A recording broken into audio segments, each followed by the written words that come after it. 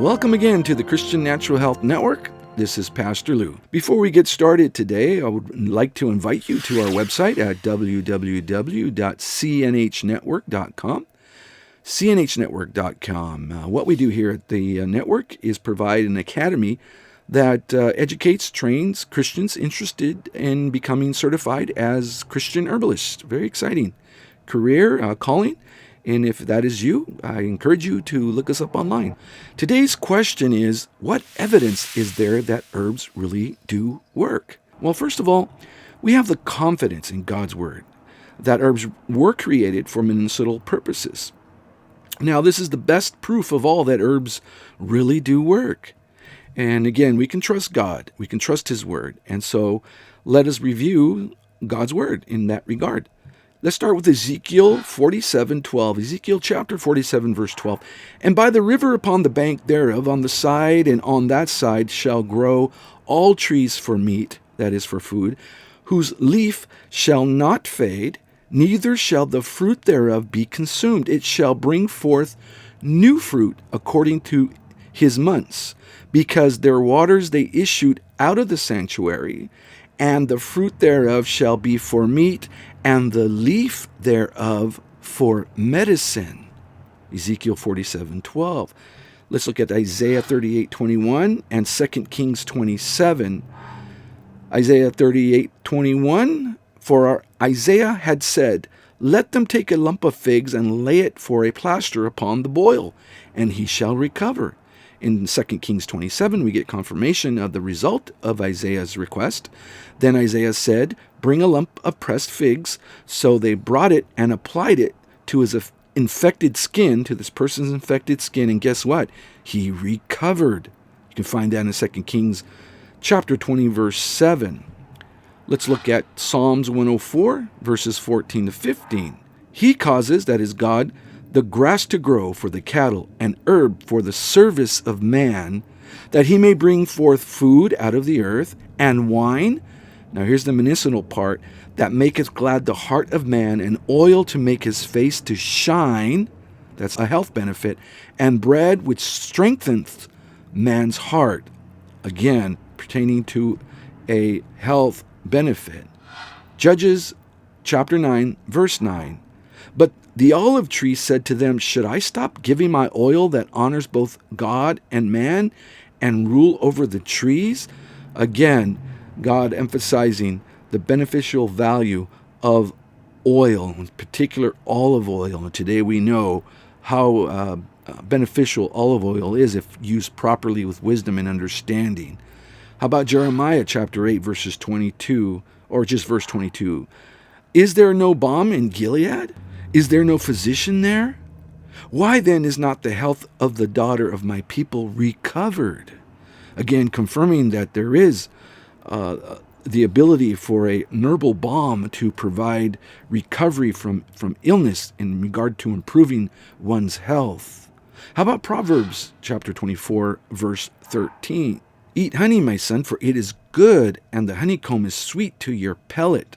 Again, Proverbs 24:13, and we know honey is not a direct herb in itself, but of course we know how honey is created by the bees in regard to the bees pollinating the other herbs and flowers and whatnot, and then utilizing that to create the honey that is so good.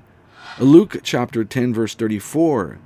Again, this is illustrating the Good Samaritan.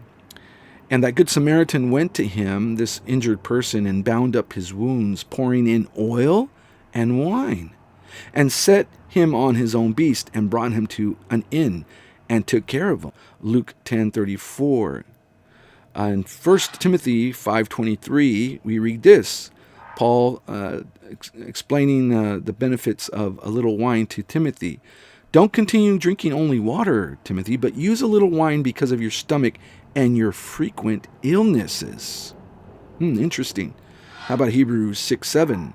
For the earth which drinks in the rain that often comes upon it and bears herbs useful for those by whom it is cultivated receives blessing from God. Amen. How about Revelation 22:2? In the midst of the street of it, and on either side of the river, was there the tree of life, which bare 12 manner of fruits, and yielded her fruit every month. And the leaves of the tree were for the healing of the nations.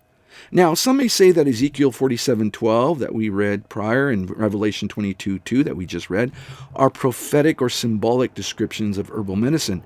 Now, while these two verses may pertain to a future time or place, there is no doubt, if you take God's word as a whole, that herbs and other natural substances are biblically recommended for injury, again, as the Good Samaritan story taught us, and illness.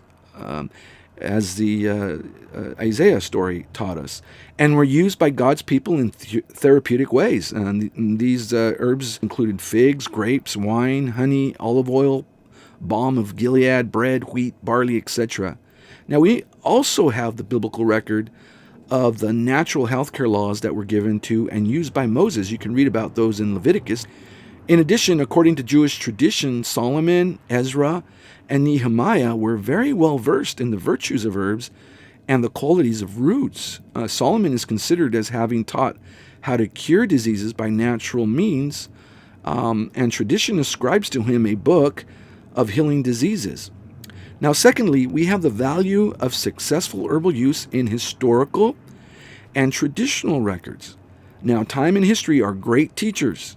If an herb has been used, think about this, over the centuries, especially for the same health condition, it is wise to pay attention. Although anecdotal, that is, personal reports or observations, are not as reliable as controlled scientific studies, anecdotal evidence that is consistent over time in many different parts of the world for the same health condition or conditions has some clinical value and should not be ignored. Now, thirdly, when historical and traditional anecdotal herb use is confirmed by modern clinical studies, the anti-herbal critics must finally admit defeat. We see this happening today. More and more clinical studies are confirming the medicinal value of certain herbs. Now, when God says he made the herbs to serve man as medicine, and the historical anecdotal story is confirmed by science, now as Christians we should be joyful and confident to use the natural medicine created by the greatest physician in the whole universe. In fact, many of the templates of modern medicines were created directly or indirectly using medicinal herbs. For example, aspirin, digitalis, atropine, morphine, and many, many others, as we'll learn in other videos. I hope that was helpful. God bless you. Have a wonderful day. Take care.